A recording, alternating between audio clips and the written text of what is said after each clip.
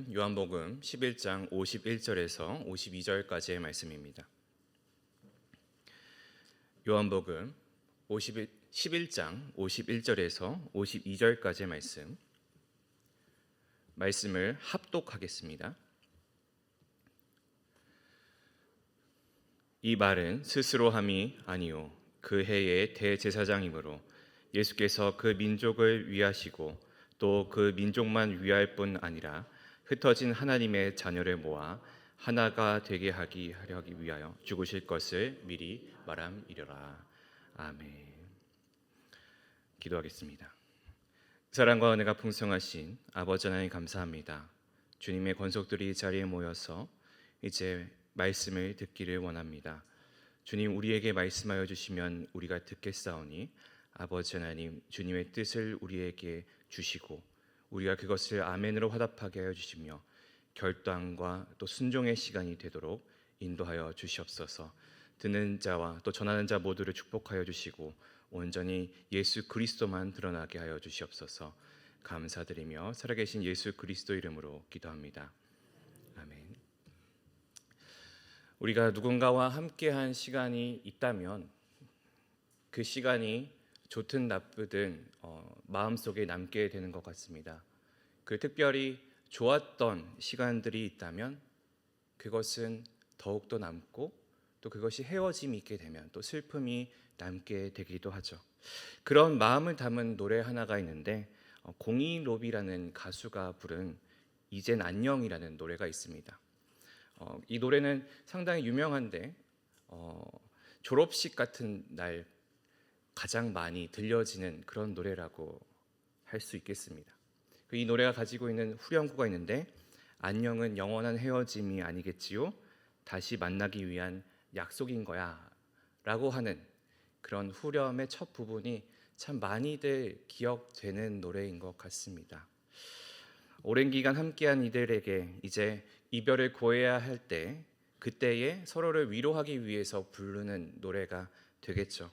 그리고 또 누구는 또 만나게 되기도 하지만 또 많은 이들은 그 후로 더 이상 보지 못하게 되는 그런 때가 졸업식과 같은 날이 아닐까 싶습니다. 저 같은 경우에는 입학과 졸업을 같은 학교에서 한 적이 없었고 또 해외를 바꿔가면서 나라를 바꿔가면서 학교를 다녔기 때문에 저에게 정말 이 졸업식이라는 것은 언제나 이별로만 남아있는 그런 행사였습니다. 그래서 새로운 사람을 만나서 관계를 쌓고 또 이별하게 되면서 또 나중에 그들과 다시 이별하게 될 때에 사실은 거의 내가 다시 이 사람들과 만나게 될 거라는 기대를 가지지 않게 되면서 살아가는 것이 저의 삶의 모습이었어요. 그런데 이제 예기치 않게 졸업한 지 15년이 지났는데 외국인인 친구가 연락이 와서 만나자 하는 경우가 가끔 있더라고요. 어떻게 한국에 오게 되었는지 모르겠지만 와서 너 한국에 살고 있냐? 한번 만나자. 그렇게 만나게 되면 또 우리가 다시 만나서 예전의 이야기를 꽃피우게 되는데 사실은 이것이 내 기억인지 내 기억 속 좋은 내용이 부풀려졌는지 다 알 수는 없지만 어쨌든 또 만남이 이별이 만들어지고 또 이별은 만남을 기대하게 되는 일이 아닐까 싶습니다. 그렇다면 제가 여러분들에게 한 가지 질문하기 원하는데 오늘날 우리의 삶에 있는 이별 이후에도 교회는 공동체가 되어질 수 있을까라는 거예요. 오늘 같이 읽어본 요한복음 11장 말씀 앞에는 참 엄청난 사건이 하나 일어나게 됩니다. 그것은 무엇이냐 하면 나사로의 부활입니다. 나사로의 부활은 예수 그리스도의 그 부활과 예수 그리스도께서 주실 그 생명에 대한 표지로서 주어졌고 그리고 이것을 함께 목격하였던 유대 지도자들은 더 이상 예수 그리스도를 무시할 수가 없는 그런 상황이 만들어지게 되었죠. 그래서 이들이 무엇을 하느냐? 이 유대 종교 지도자들이 가지고 있었던 모습들은 공포와 또 음모를 꾀하는 일들이었습니다. 왜? 그들이 위기를 느꼈기 때문이죠. 근데 이러한 위기를 느끼는 것이 단순히 예수님께서 기적을 보여주심을 통하여서 자신들이 가지고 있는 종교적인 영적인 권위가 떨어져서 일어나는 것뿐만 아니라 그들이 가지고 있었던 이 정치적 불안감이 함께 했었기 때문입니다. 로마가 우리를 멸하게 될 것이다 라고 했었던 그런 두려움이 함께 예수님 때문에 생겨난 것이죠. 그래서 대제사장들과 바리새인들은 사내들인 공회를 소집하고 예수를 죽일, 예수를 제거할 음모를 논의하게 됩니다. 그리고 그들은 예수를 죽이기로 결의를 하고 그 중에서 대제사장 가야바가 그 발언의 중심에 서게 되죠. 가야바는 어떠한 사람이었느냐 보았을 때에 로마가 허가했던 그런 종교 지도자였습니다. 그리고 이 사내들인 공회에서 실질적인 지도자였다고 우리가 생각해 볼 수 있죠. 당시에 유대인들은 이 메시아 사상을 가지고 있어서 이것이 정치적 해방이나 이제 그들에 대한 해방 그리고 광복 이런 그 로마의 압제에서 벗어날 수 있는 그런 리더십에 대한 갈망이 있었던 모습이었기 때문에 예수님이 가지고 있었던 그 인기가 그 예수님이 가지고 오는 그런 소식들이 로마의 탄압을 불러올 것이라는 그런 마음으로 두려움이 있었던 것이죠. 그래서 요한복음 11장 50절에 보면 한 사람이 백성을 위하여 죽어서 온 민족이 망하지 않게 되는 것이 너희에게 유익한 줄을 생각하지 아니하는도다 라고 이야기를 한 것입니다.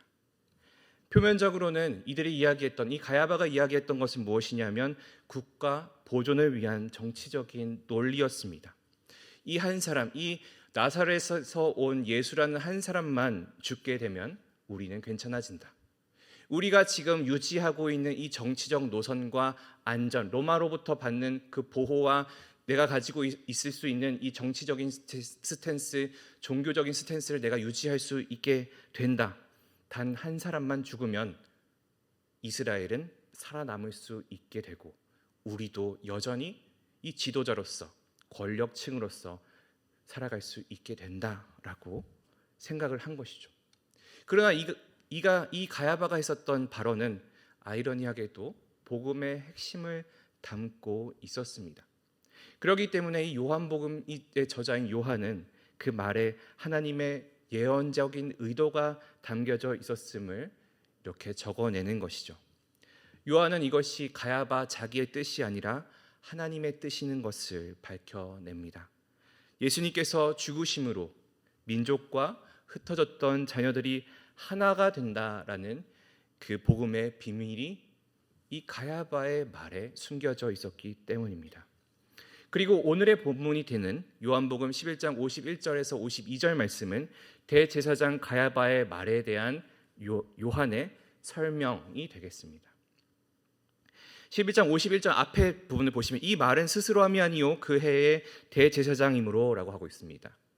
요한복음에서 그 해의 대제사장이라는 것은 이 가야바가 가지고 있었던 그 직책을 언급하는 것으로 끝나는 것이 아니라 하나님의 그 섭리의 통로로서 그 위치를 강조하고 있죠. 그리고 이 믿지 않고 있는 불신자인 가야바의 입을 통하여서 하나님의 구원의 핵심 진리를 직접 선포하게 하시는 것이죠. 마치 구약에서 발람이 불의한 자의 입술로 하나님의 뜻을 선포하게 하는 그런 것과 같이 믿지 않는 자를 통하여서도 하나님의 구원 계획이 드러나게 되는 것을 이 본문을 통해서 우리가 볼 수 있습니다. 가야바는 무의식적으로 하나님의 계획을 자신의 입으로 이야기하게 된 거였죠. 분명히 이 말은 이 정치적인 계산을 통하여서 가야바가 했었던 말이었지만 하나님의 관점에서는 예수님의 그 십자가 죽음이 죄를 위한 대속이 될 것에 대한 예언이었기 때문입니다. 그래서 이 장면은 하나님께서는 인간의 악한 의도조차 하나님의 구원의 그 역사를에서 도구로 사용될 수 있다라는 것을 보여주는 장면입니다. 그리고 마치 창세기에서 야곱의 죽음 이후에 요한이 자신의 형들에게 당신들은 나를 해하려 하였으나 하나님께서는 그것을 선으로 바꾸셨다 하는 그 말과 같은 모습을 보게 되는 것이죠. 그리고 뒤이어서 예수께서 그 민족을 위하시고라고 합니다. 그 민족이라는 것은 오늘 문맥상으로는 이스라엘 백성들, 유대인들을 통칭하게 되겠지만, 이것이 예수 그리스도의 죽음이 이 민족의 속죄를 넘어서, 그리고 로마의 그 정치적 탄압과 그 억압을 면하기 위한 것이 아니라 죄에서, 죽음에서 이 백성들을 건지기 위한 그 희생이다라는 걸 말하고 있어요. 그리고 이것이 그 민족만 해당하는 것이 아니라 점점 넓어져서 확장되는 것을 말하고 있죠. 그래서 흩어진 하나님의 자녀들을 언급하면서, 이것이 좁게는 그 유대인 디아스포라라고 할 수도 있겠지만, 그 동포들이라 할 수 있겠지만, 요한복음 전체의 그 의도를 보았을 때에 믿음으로 하나님의 자녀가 될 모든 사람들을 통칭하게 되죠. 따라서 예수 그리스도의 죽음은 유대인들을 위한 것, 유대인들만을 위한 것이 아니라 세계 만민에 있는 그 열방의 모든 사람들, 모든 믿는 자들을 위한 그 구원의 역사의 완성이 되는 것입니다.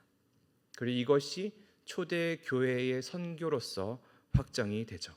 예루살렘과 온 유대와 사마리아와 땅끝까지 이르러 예수 그리스도의 복음이 확장되는 것을 말하는 거죠. 그리고 이것은 예수님께서 요한복음 10장 16절을 통하여서 하셨던 그 말씀이 이루어지는 것이기도 합니다. 우리 함께 요한복음 10장 16절 함께 읽어볼까요? 또 이 우리에 들지 아니한 다른 양들이 내게 있어 내가 인도하여야 할 터이니 그들도 내 음성을 듣고 한 무리가 되어 한 목자에게 있으리라. 아멘. 복음이 누군가만의 것이 아니라 이것이 열방으로 퍼져 나아가며 그렇게 모두의 것이 될 것이다라는 걸 말하는 거죠. 그리고 그 결과가 무엇이냐? 그 결과가 모아 하나가 되게 하려 하심에 있는 것입니다. 모으다라는 그 단어는 헬라어로 시나가게라고 할 수 있는데, 그래서 회당을 시나고그 이렇게 우리가 영어로 하기도 하거든요. 근데 이 시나가게라는 단어를 사용하는데 이것이 함께 모으다라는 의미를 가지고 있습니다. 그러니까 이것이 단순히 하나가 된다라는 것은 사람들이 모여서 모임이 만들어진다라는 것이 아니라 그 하나님의 언약 공동체로서의 하나됨이 있게 된다라는 것입니다. 예수님의 죽음이 단순히 한 사람 그렇게 개인의 구원을 이루어내는 것뿐만 아니라 새로운 하나님 나라의 백성들, 그들이 모여 있는 공동체를 만들어 나아간다라는 의미를 가지고 있는 것이죠. 따라서 예수 그리스도를 믿는 그 그리스도인 공동체는 흩어짐과 하나됨이 언제나 이루어지게 되는 일이라고 우리가 볼 수 있겠습니다. 우리가 일반적으로 흩어짐이라고 생각하게 되면 성경 속에서 흩어짐은 언제 일어나느냐? 그것은 죄의 결과입니다. 인간 존재가 가지고 있었던 불안과 분열의 결과의 모습이죠. 하나님과의 관계가 단절이 되고 사람들 사이의 관계가 단절이 되고 공동체가 파괴가 되고, 그래서 고립과 소외와 경쟁과 불신, 이 모든 것들이 이 성경에 나오게 되는 흩어짐의 표지들이죠. 그러나 여기서 끝나는 것이 아닙니다. ht어짐이 있으면 언제나 하나님의 하나 되게 하심이 있기 때문입니다. 그럼 반대로 하나됨이 가지고 있는 의미는 무엇일까요? 구원의 열매, 하나님의 백성의 회복의 모습, 그 삼위일체 하나님이 그 공동체로서 보여주신 그 하나됨이 우리의 삶에서도 동일하게 나타날 수 있게 되는 것을 보여주는 모습입니다. 그리고 교회는 그 하나됨을 통하여서 하나님 나라를 미리 보여주고 있는 것이죠. 그래서 교회는 끊임없이 세상 속으로 흩어지도록 파송받게 되고, 동시에 그리스도 안에서 다시 모이는 공동체입니다. 그러기에 때로는 이것이 그저 죄의 결과로 보여지는 흩어짐일지 모르지만, 교회는 흩어짐을 소명으로 하나됨을 본질로 이해해야 할 것입니다. 흩어짐, 이것은 우리의 현실이지만 하나됨은 하나님의 목적입니다. 그래서 교회는 흩어진 자들을 복음으로 모아서 예수 그리스도 안에서 하나됨을 이루어 나아가는 곳이죠. 우리가 이 땅에서 겪게 되는 모든 흩어짐은 결국 하나님 나라에서 완성될 하나가 되기 위한 여정이라는 걸 우리가 기억하기를 바랍니다. 그렇기 때문에 예수님께서는 이렇게 기도하셨습니다. 요한복음 17장 20절에서 23절을 제가 읽어드리겠습니다. 내가 비옵는 것은 이 사람들만 위함이 아니요 또 그들의 말로 말미암아 나를 믿는 사람들도 위함이니 아버지여 아버지께서 내 안에 내가 아버지 안에 있는 것 같이 그들도 다 하나가 되어 우리 안에 있게 하사 세상으로 아버지께서 나를 보내신 것을 믿게 하옵소서. 내게 주신 영광을 내가 그들에게 주었사오니 이는 우리가 하나가 된 것 같이 그들도 하나가 되게 하려 함이니이다. 곧 내가 그들 안에 있고 아버지께서 내 안에 계시어 그들로 온전함을 이루어 하나가 되게 하려 함은 아버지께서 나를 보내신 것과 또 나를 사랑한 것 같이 그들도 사랑하신 것을 세상으로 알게 하려 함이로소이다. 아멘. 이 말씀이 적혀져 있는 요한복음 17장은 예수님께서 그 공생애를 마무리하면서 하셨던 마지막 기도로서 이 요한복음이 가지고 있었던 그 신학의 정수가 담겨져 있는 장입니다. 여기서 예수님께서는 자신이 이제 떠나야 할 것을 아시고 남겨질 제자들과 또 장차 믿게 될 이들을 위하여서 기도하시는 거죠. 그 중에 우리가 21절을 보면 아버지여 아버지께서 내 안에 내가 아버지 안에 있는 것 같이 그들도 다 하나가 되어 우리 안에 있게 하사 세상으로 아버지께서 나를 보내신 것을 믿게 하옵소서라고 하고 있죠. 이 기도는 단순히 사람들이 모여서 공동체를 이루는 것으로 끝나는 것이 아니라 성부와 성자와 그 내적인 연합에 아버지 하나님과 아들 예수가 가지고 있는 그 내적인 연합에 이 교회가 참여할 수 있도록 하나님과의 교제를 이어 나아갈 수 있도록 하는 그 초청이 되는 말씀이죠. 여기서 하나됨은 단순히 사람들이 싸우지 않는 것, 다툼이 없는 것을 이야기하는 게 아닙니다. 하나님과 삼위 하나님과의 관계에 참여하는 그 영적인 연합이 되는 거죠. 교회는 이 연합이 실천되는 곳이고 그것을 통하여서 하나님의 복음이 증언되게 되는 역할을 받게 되는 것입니다. 그리고 이 하나됨이 되기 위하여서 한 가지 전제가 되는 것이 무엇이냐? 예수 그리스도의 죽음과 그리고 그의 부활이 전제가 됩니다. 이것을 믿는 그리스도 안에 있는 자들은 모두 하나가 되고 그리고 이방인과 유대인의 장벽을 허무는 그 에베소서의 말씀과 같이 또 연결이 됩니다. 에베소서 2장 14절 15절을 함께 읽어보기 원합니다. 그는 우리의 화평이신지라 둘로 하나를 만드사 원수된 것 곧 중간에 막힌 담을 자기 육체로 하시고 법조문으로 된 계명의 율법을 폐하셨으니 이는 이 둘로 자기 안에서 한 사람을 화평하게 하시고. 그렇다면 이 흩어지고 하나 되는 공동체는 어떠해야 되는가 우리가 생각해 볼 필요가 있습니다. 독일의 신학자 본회퍼는 디트리히 본회퍼라는 신학자가 있습니다. 그가 성도의 공동생활이라는 책에서 공동체가 단순히 인간이 가지고 있는 친밀함이나 도덕 공동체로 보아야 되는 것이 아니라 오직 그리스도 안에서만 이루어져야 하는 그런 공동체를 강조하게 됩니다. 그리고 그는 이런 공동체를 세워야 한다 하면서 5가지를 이야기하는데 첫 번째로 그가 이야기하는 것이 공동체 자체가 은혜인 것을 깨달아야 한다라는 겁니다. 하나님께서 우리를 그리스도 안에 한 몸으로 묶어 주셨고 그리고 우리가 걸어가는 이 믿음의 길이 혼자 가는 길이 아니라라는 것이죠. 그리고 지금 내가 현재 함께하고 있는 공동체에 대한 감사를 가지며 그리고 상처받는 이들을 또 연약한 자들을 감사로 받아줄 줄 알아야 한다라고 이야기합니다.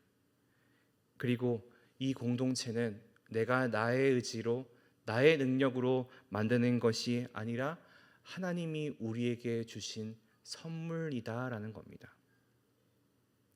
그런데 우리가 교회 생활을 하다 보면 이런 생각을 하게 됐죠. 왜 저런 사람이 여기에 오게 되고, 왜 이 사람이 내가 속해 있는 공동체에서 설치는지, 왜 이 사람이 이렇게 물을 흐리고 있는지, 왜 나를 불편하게 하는지. 그런 마음들은 결국 하나님께서 우리에게 주신 공동체를 향한 마음과는 전혀 맞지 않는 내용이라는 걸 깨달아야 한다라는 거죠. 두 번째로 우리의 공동체 안에 함께하는 교제가 있어야 한다라는 겁니다. 우리의 삶이 말씀과 함께 또 찬양과 중보 기도가 함께 하여서 우리의 삶의 중심을 잡아야 하며, 공동체 안에서 밥을 먹든지 일을 하든지 침묵을 하든지 교제를 하든지 배려하든지 이 모든 것이 우리가 가지고 있는 그 신앙생활을 실천하는 장이 되며, 그리고 친밀함보다 경건함 위에 우리의 공동체가 세워져야 하며, 그 안에 가장 중심에는 하나님의 말씀과 그를 향한 순종이 있어야 한다라는 것을 강조합니다. 결국엔 우리의 교제 안에는 무엇이 있어야 되느냐? 하나님의 말씀이 중심이 되어야 한다라는 것이죠. 그런데 우리가 사랑방 모임을 한다거나 예배에 있다거나 라는 것을 벗어나자마자 예배 시작하고 예배 끝나는 순간 바로 우리의 삶이 어떻게 변화되는가라고 생각해 보았을 때에, 과연 그 예배 밖에 나의 발언에는, 예배 밖에 나의 삶에서의 교제는 과연 하나님의 말씀을 중심으로 하고 있느냐라는 것을 우리가 돌아보아야 합니다. 왜냐? 예배 안에도 그게 잘 되지 않기 때문이죠. 근데 공동체를 이야기하면서 동시에 필요한 것이 무엇이냐? 홀로 서는 것입니다. 홀로 있는 것. 홀로 있음이 없는 공동체는, 그리고 공동체 없는 홀로 서 있는 것은 위험하다라는 걸 또한 이야기합니다. 이 고독의 시간, 혼자 있는 시간, 이 시간이 하나님의 임재를 깊이 누리는 시간이고, 또한 공동체는 그 혼자 있을 때에 하나님과의 그 교제 이후에 얻은 은혜를 나누는 시간이 되어야 합니다. 이렇게 하고자 한다면 무엇이 필요할까요? 말보다는 귀 기울이는 것이 필요하고, 표현보다는 묵상이 필요하고, 말의 절제가 우리 공동체를 건강하게 된다라는 것을 우리가 깨달아야 합니다. 말의 절제가 필요합니다. 내가 무슨 말을 내어놓는지, 내가 하는 이 말이 과연 사실인 것인지, 내가 하는 말이 내 생각이나 짐작인 것이 아닌 건지, 단순히 내가 가볍게 했었던 이 말이 다른 사람을 상처 입게 한다거나 공동체에 문제를 줄 수 있는 것은 아닌지를 생각하면서 우리가 이야기를 해 나아가야 합니다. 그런 이들이 너무나 많게 되는 것을 또한 깨닫게 되죠. 경험하게 되죠. 사실이 아닌데 그런 것 같아라는 것을 그런 거로 만들어 나아가는 일들이 종종 있음을 우리가 발견하게 됩니다. 그 결과가 무엇이죠? 공동체의 깨어짐밖에 남지 않습니다. 네 번째로 우리에게 필요한 것은 무엇이냐? 섬김입니다. 이 섬김의 가장 첫 걸음은 무엇이냐면 상대를 듣는 것에 있습니다. 타인의 말을 인내하고 듣는 것이 하나님의 말씀을 듣는 훈련이기도 합니다. 섬김의 태도는 무엇일까요?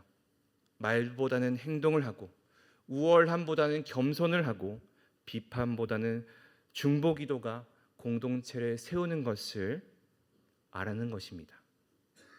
또한 형제의 죄를 덮는 사랑으로서 정죄하지 않고 인내하면서 기다리는 것, 이것이 섬김과 사랑을 표현하는 방법이죠. 그렇다면 우리의 삶에서 이 죄와 허물을 덮어주는 사랑이 있는지, 아니면 그저 내 감정을 그대로 드러내는 방법밖에 내가 하고 있는 것은 아닌지를 살펴보기를 원합니다. 우리가 먼저는 잘 듣기 원합니다.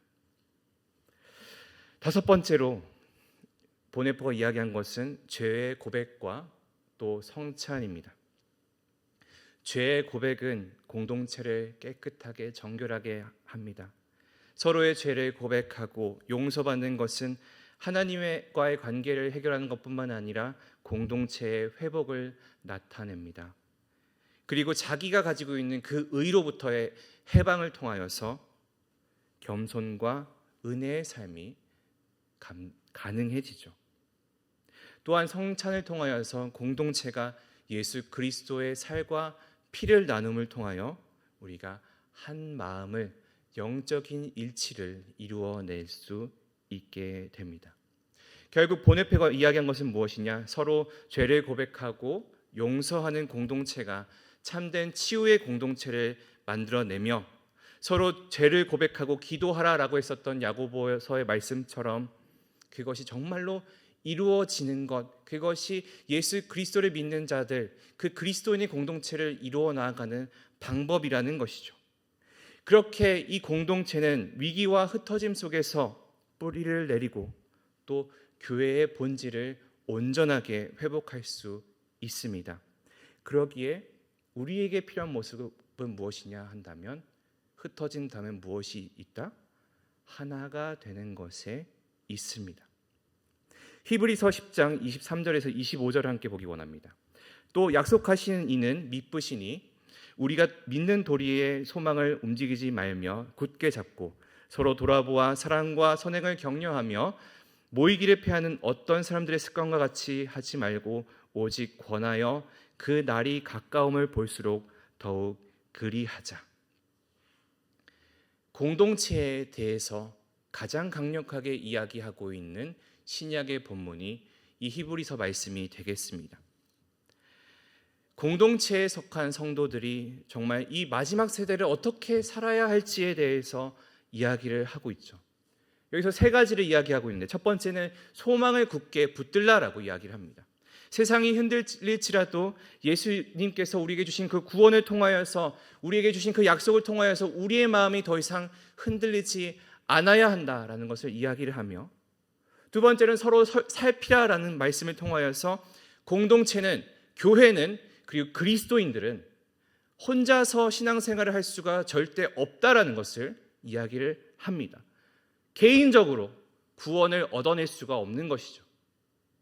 상호 돌봄이 반드시 필요하다라는 겁니다. 그리고 세 번째로 이야기하는 것이 모이기를 힘쓰라라고 말합니다. 그저 행사에 나오고 프로그램에 참여하는 것이 아니라 이 영혼을 살리는 일에 그 영적인 교제와 하나됨을 우리가 이루어 나아가야 한다라는 것이 이 말씀입니다. 종말의 시대가 찾아오고 있는 그 위기 속에서 우리가 붙잡아야 하는 그 말씀, 그것은 우리가 하나 되는 것에 있는 줄 믿습니다. 그런데 이 공동체가 점점 무너지고 신앙생활은 점점 개인화되고 나 혼자만 잘 예배드리면 됐지라고 생각하는 그러한 자기의 때문에 결국 이 그리스도인의 공동체가 무너지게 되는 것이죠. 그리고 그것이 정말 너무나 크게 보여졌던 것이 이 5년 전부터 시작되었던 코로나19의 상황이었습니다. 물리적으로 우리가 모일 수가 없게 되었죠. 교회의 기능이 완전히 뒤바뀌어 버렸죠. 그리고 처음부터 우리가 예배를 멈출 수 없는 그런 상황에 있게 되어서 단순히 누군가에게는 이것이 그저 위생과 보건의 문제가 될지 모르겠지만 공동체의 본질이 무엇인지, 내가 무엇을 믿고 있는지, 예배를 드린다는 것은 어떠한 의미를 가지고 있는지를 우리에게 묻게 되는 일이 이 사건이었습니다. 온라인 예배는 생각보다 빠르게 이루어졌죠. 유튜브로 예배를 드리게 되는 건 빠르게 진행되었습니다. 그런데 동시에 함께 찾아온 것이 무엇이냐면 교회에 가지 않아도 괜찮을 신앙생활이 있었다라는 겁니다. 그리고 이것이 당연스럽게 시작이 되었죠. 그리고 그런 사람들에게 교회는, 예배는 그저 설교를 소비하는 공간이, 그런 시간이 되었습니다. 설교 들으면 내 예배 드렸고 교회를 다녔고 나는 그리스도인이다 라고 생각하게 되는 것이죠.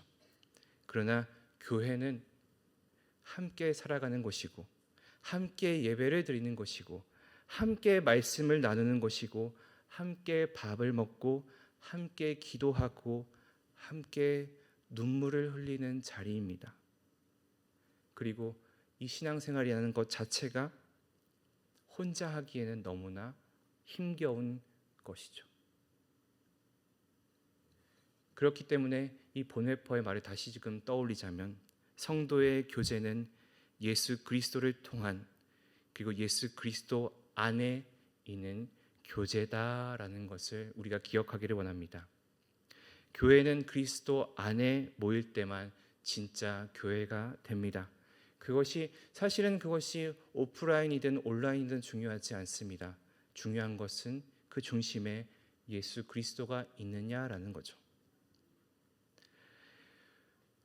아까 처음에 같이 살펴보았던 이젠 안녕이라는 그 가요를 생각해 보면 이것이 원래는 젊은 시절의 이별과 추억을 담은 노래입니다. 그러나 이 이별과 추억, 이것이 우리가 가지고 있는 그 그리스도인의 공동체 경험과 유사한 것을 보게 되기도 하죠. 만남은 영원한 헤어짐이 아니겠지요. 다시 만나기 위한 약속인 거야. 우리가 하고 있는 이 신앙생활에서 이별은 종말이나 완전한 헤어짐을 뜻하는 것이 아닙니다. 우리는 재림과 회복을 기다리는 자들이기 때문이죠. 그래서 이것이 그저 단순히 감성적인 그런 아련함으로 찾아오는 것이 아니라 예수 그리스도 안에서 우리가 다시 만나게 될 것에 대한 그 선포를 우리 마음속에 품어야 할 것입니다. 그리스도인의 안녕은 단절이 아닙니다. 그것은 다시 만나게 될 것, 하나가 될 것에 대한 믿음의 언어가 될 것입니다. 주님 안에서 하나가 된 우리는 지금 흩어져 있다 할지라도 다시 만나게 될 것입니다. 이 땅에서, 그리고 하나님 나라에서 다시 만날 것입니다. 따라서 이별은 슬픔이 아니라 재회를 향한 희망이고, 분열은 고통이 아니라 화해를 위한 자리가 되며, 흩어짐은 실패가 아니라 더 깊은 연합을 위한 통로가 될 줄 믿습니다. 우리의 흩어짐과 우리의 하나됨은 그 예수 그리스도의 복음의 길 안에 이루어지는 일인 것을 기억하기를 원합니다. 그리고 각자의 자리에서 공동체를 회복하는 그 주님의 사명을 감당하는 우리 모든 온사랑교회 성도들 되기를 소망합니다. 기도하겠습니다. 사랑과 은혜가 풍성하신 아버지 하나님, 주님께서 흩어진 자녀들을 다시 모으시기 위하여서 십자가에 피 흘려 죽으심을 기억합니다. 우리 각자의 연약함과 부족함에도 불구하고 예수 그리스도를 통하여 그 안에 우리가 하나 되게 하신 그 은혜를 감사드립니다. 우리가 공동체를 은혜로 받아들이게 하여 주시고, 떠나간 이들을 품게 하여 주시며, 아직 돌아오지 못한 이들을 기다리며 다시 만나게 될 그 날을 믿음으로 준비하게 하여 주시옵소서. 교회의 아픔과 흩어짐 속에서도 다시 세우시고 하나 되게 하시는 그 주님의 손길을 보게 하여 주시고, 우리가 그 일에 사용되는 기쁨을 누리게 하여 주시옵소서. 감사드리며 살아계신 예수 그리스도 이름으로 기도합니다.